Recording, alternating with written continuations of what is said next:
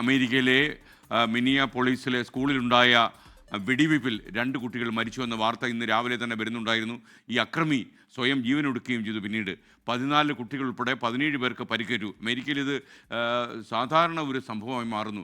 വെടിവയ്പ് federal bureau of investigation FBI അന്വേഷിക്കുമെന്ന് പറയുന്നു. കൂടുതൽ വിവരങ്ങളുമായി അമേരിക്കയിൽ നിന്ന് മധു കൊട്ടാരക്കര തത്സമയം മോർണിംഗ് ഷോയിൽ വരികയാണ്. മധു, ഗുഡ് മോർണിംഗ്. പറയും അത് ശരിക്കും ഈ കുട്ടികൾക്ക് നേരെയുള്ള ആക്രമണം തടയാൻ ഇപ്പോഴും അമേരിക്കൻ സർക്കാരിന് കഴിയാതെ പോകുന്നു. ഇങ്ങനെയുള്ള ആളുകൾ തോക്കുമേന്തി ഇറങ്ങുന്നു, ചില കുട്ടികളുടെ ജീവൻ എടുക്കുന്നു, അവർ തന്നെ ചിലപ്പോൾ സൂയിസൈഡ് ചെയ്യുന്നു, കടന്നു പോകുന്നു.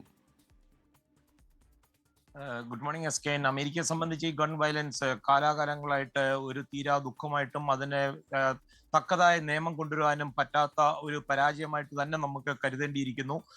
ഇന്ന് ഇപ്പൊ ഈ അമേരിക്കയിലെ മിനിയാപോളിസിലുള്ള അനൻസിയേഷൻ കത്തോലിക്ക സ്കൂളിൽ നടന്ന വെടിവെപ്പിൽ ആക്രമി ഉൾപ്പെടെ 3 പേർ കൊല്ലപ്പെടുകയും 17 പേർക്ക് പരിക്കേൽക്കുകയും ചെയ്തു. പ്രാദേശിക സമയം ഏകദേശം 8:45 കൂടിയാണ് ഈ സംഭവം നടക്കുന്നത്. പരിക്കേറ്റവരിൽ ഭൂരിഭാഗവും കുട്ടികളാണ്. ഏതാണ്ട് 14ഓളം കുട്ടികൾക്കാണ് പരിക്കേറ്റത്.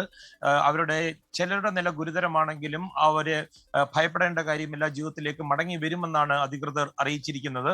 ആക്രമി ഉപയോഗിച്ചത് 3 ആയുധങ്ങളാണെന്നാണ് പോലീസ് സംശയിക്കുന്നത്. ഒരു റൈഫിൾ, ഒരു ഷോട്ട് ഗൺ, പിന്നെ ഒരു പിസ്റ്റളും പോലീസ് കണ്ടെടുത്തിട്ടുണ്ട്. ആക്രമണം നടത്തിയ യുവാവ് സംഭവത്തിന് ശേഷം സ്വയം വെടിവെച്ച് ജീവൻ ഒടുക്കുകയായിരുന്നു.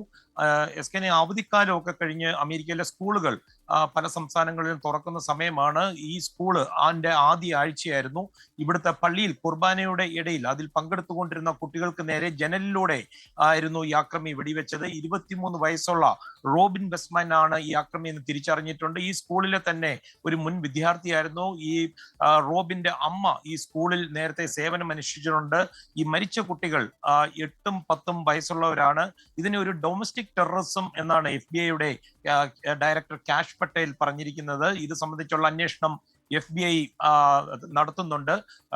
ഡൊണാൾഡ് ട്രംപിനെ വിവരം അറിയിച്ചിട്ടുണ്ട്. അമേരിക്കൻ പതാക പകുതി താഴ്ത്തി കെട്ടണമെന്നുള്ള ഉത്തരവിൽ അദ്ദേഹം ഒപ്പുവെക്കുകയും ചെയ്തിട്ടുണ്ട്. എസ്കെന് മറ്റൊരു വാർത്ത പറയാനുള്ളത്, എസ്കെന് പ്രിയപ്പെട്ട അല്ലെങ്കിൽ അമേരിക്കൻ മലയാളികൾക്കെല്ലാം പ്രിയപ്പെട്ട മോഹൻലാൽ ലാലേട്ടൻ നമ്മുടെ ഓഫീസിന്റെ തൊട്ടടുത്ത് എത്തിയിട്ടുണ്ട്. നാളെ അദ്ദേഹത്തിന്റെ സിനിമ അമേരിക്കയിലെ പ്രധാന തിയേറ്ററുകളിലെല്ലാം റിലീസ് ചെയ്യുകയാണ് ഹൃദയപൂർവ്വം. ഒരുപക്ഷെ അദ്ദേഹം ആദ്യ ഷോയിൽ അതിന് മുമ്പായിട്ട് അവിടെ എത്തുവാനുള്ള സാധ്യതയുണ്ടെന്നും പറയപ്പെടുന്നുണ്ട്. എസ്കെ മധു, അമേരിക്കയിലെ നമ്മുടെ 24 ബ്യൂറോ ഓഫീസിലേക്ക് ലാലേട്ടനെ ക്ഷണിക്കുക, സമയമുണ്ടെങ്കിൽ അദ്ദേഹം വരുമല്ലോ. മാത്രമല്ല ആ സിനിമ ഇന്ന് ഇവിടെയും റിലീസ് ചെയ്യുകയാണ്. സത്യൻ അന്തിക്കാടിൻ്റെ ചിത്രം റിലീസ് ചെയ്യുകയാണ്. Okay, thank you Madhu Kottarakkara for the information. ലോകത്തെവിടെയായാലും ഏത് സമയത്തും 24 വാർത്തകളും ഓഗ്മെന്റഡ് റിയാലിറ്റി പാക്കേജുകളും എക്സ്പ്ലെയിനറുകളും വിശദമായി കാണാൻ ഞങ്ങളുടെ യൂട്യൂബ് ചാനൽ നിങ്ങൾക്ക് സബ്സ്ക്രൈബ് ചെയ്യാം.